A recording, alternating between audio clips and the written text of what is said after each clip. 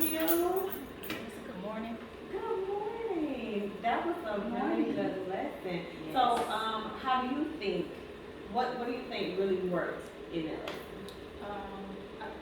Being that it was the weekend, we just came from the weekend, just me going over stories again, see what they remember, just reading the stories again, and modeling, like, hey, this is what a Venn diagram looks like, where the similarities go, where the differences go, and just reminding them we have used a Venn diagram before, so I even had them like look at the image chart we used before when we was comparing books. So I think that really helps because they brought me back like, oh, okay, we did that before, so this is not completely new. Right. So review that prior knowledge. That was very good to review that prior knowledge. Yes. And how were the needs of your students met? How do you feel you met their needs, the student needs? I think I use a lot of prompting, so I didn't necessarily give them the answer right away to see if I can like use more like questions to see if they can like, okay, so what else do they need? Like if they have rules and you have to learn rules, what do you have to do? Which is like listen to the rules, which is one of the points that was mentioned inside of the diagram. It was the key point of listening, and that was one of the words I wanted to know. Like you have to listen to the rules, listen to what Mom said for Benny. Yeah. So I like how you use vocabulary in the story because I know that we talked about during planning, like they would need to know what rules were and the listening piece. So that was good that you used that vocabulary in the story. Very good.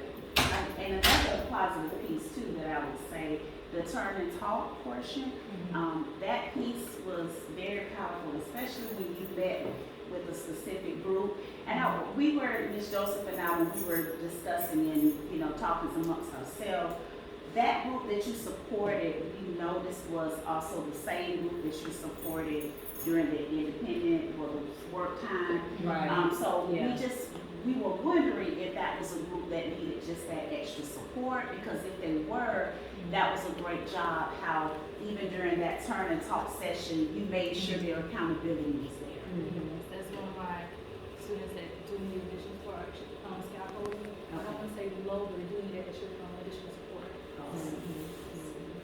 Very good. So we see that you have your student evidence here. So I know that we talked about, I like how you did this because I know you talked about how we were going to use sentence frames. So you decided to use sentence strips. Yes. So I think also what helped was the fact that they had pictures. They're not readers yet, but they can at least look at the pictures because we're on inferences. What can you get from the picture? So that also tied in, whether it was not necessarily intentional, but it's something that's additional they can use as far around. So it helps make the standards.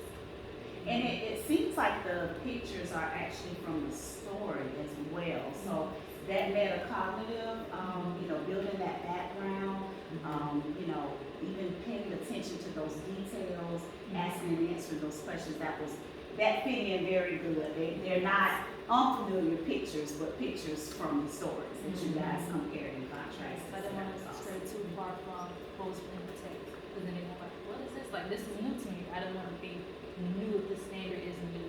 I want everything to be new. That's right. Perfect. That's right.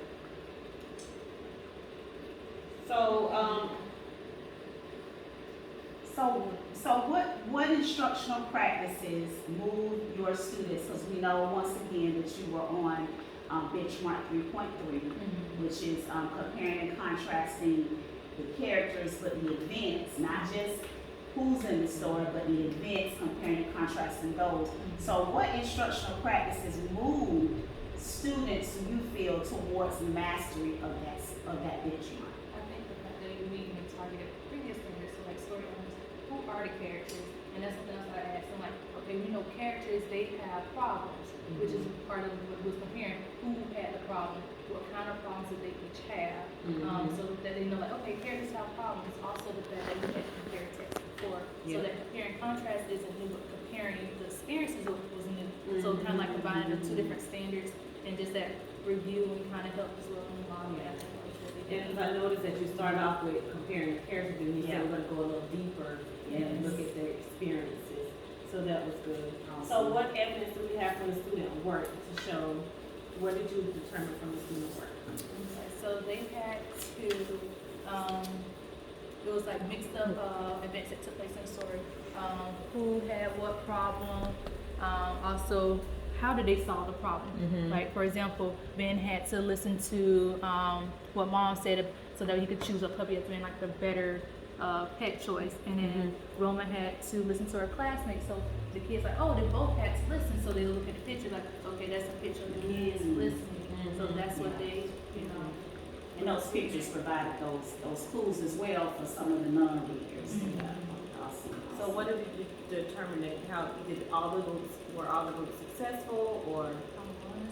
So before we glued it down, all the groups had it correct. Now, Okay. of course, upon gluing, it got a little mixed up. I got you. They all, were able to identify what was for Ben, what was for Roma, and what both of them had sent. Awesome. They are in kindergarten. Bless their hearts. So we understand it's not an easy task. So the next steps for this lesson, what would be your next steps for the lesson? Because I know that they did their partner work. What do you think should be So being that was part, they had a little bit more support. I think next step would probably be to have them do something similar in the visuals. That way I can see like, what exactly do you know? Not what your partner helped you with, what do you know? Absolutely. And we were even thinking maybe when you did the independent one, you could still use a story, like I know you brought in Little Red Riding Hood or the Three Little Pigs, because they have different characters. So instead of reading, they won't have to read two different books, but they'll have a book will have two different character experiences, like the Little Pigs experience and the wolf experience. Yeah. And that's the story that they're familiar with. So Right. it's not interesting new material. They can get a chance to work a little bit more. Absolutely. I really good idea. And then do something like this again, like a simple activity. Yep. Pictures, support purposes. Absolutely. And so even in thinking of that, with your next opportunity with the students, what about your higher level students? We did notice that there were a group of girls who seemed like they were ready for the next level. So what's one way how you could differentiate even for your higher students? I might even go into where they complete a sentence frame. So where, okay, listen to who had to listen to what. So maybe like fill it in so that they can kind of push them a little bit more so they have to do a little more critical thinking. And there'll be words that they are familiar with. So we have gone over a few words already, so that also be combined that as well. And they can actually yeah. write into the Oh, Venn diagram. They can write it. Yeah. That would be That'd awesome. be good. Awesome. So our timeline for implementing our next steps with the two stories that Ms. Joseph even suggested that you guys could do. You could do that in a small group as well. So go ahead and do the main part of your lesson, and then when you break out into your smaller groups, you and your assistant can do that. Independent practice For part. that independent practice, and assessment, you can use it for that as well. So we're thinking between tomorrow, because we know. Because I know today was the. Yeah. Yeah. Oh, yes, Yeah. right, would be that you do part of the lesson, so, and we'll be more than happy to come back and sit with you and see how everything turned out, and you can go from there, but you're well on your way. Do you have any questions for us? Or any more support that you think that you need from us? I really like that we came up with this idea of them doing it. So it kind of took the work off of me. Right. And you can see what they know. Right. And it really helps more of the work versus letting them do it. So I felt like this was a good opportunity to kind of like slowly get them started with more releasing part, so that they're getting used to doing on their own. Let them make mistakes so they're not afraid to go out and try. So it's just, And it was important that you showed them the expectations first, like before you release them to do it, you show them. And that helps those visual learners as well. Yes. So, have a model to look at. I just really like this here. Okay. All right. Well, thank you.